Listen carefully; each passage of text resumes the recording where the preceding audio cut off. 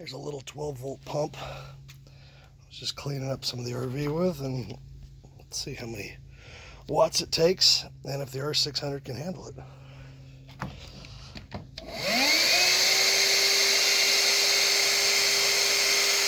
It's about 100 watts, spiked up to 150 and has no problem.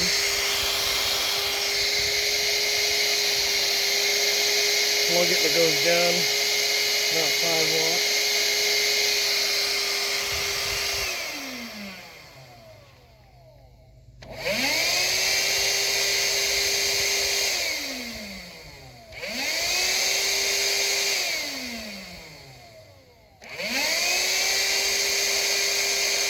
That's me turning it off and on, by the way, not it failing.